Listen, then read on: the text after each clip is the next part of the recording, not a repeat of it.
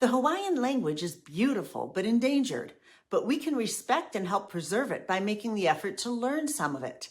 E como mai to 2-minute language lessons, the fun and easy way to teach your children or grandchildren common words and phrases in Spanish, French, German, and Hawaiian while they're young and language learning is easy for them. As we continue learning the terms for kitchen utensils, today we'll learn how to say glass in Hawaiian. One way to say glass in Hawaiian is Kīʻaha.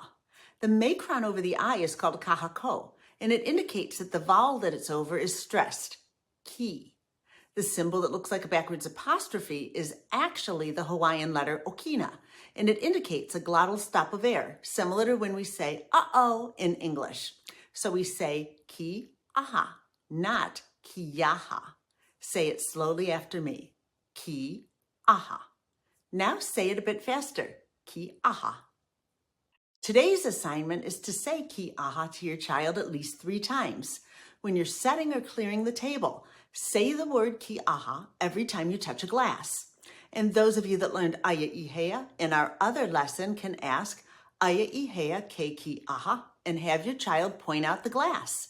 Be sure to say Maikai when they get it right.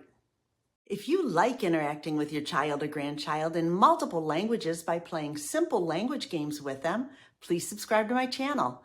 By spending just 2 minutes each day learning one new word in one new language, you'll soon be speaking with your children in Spanish, French, German, and Hawaiian.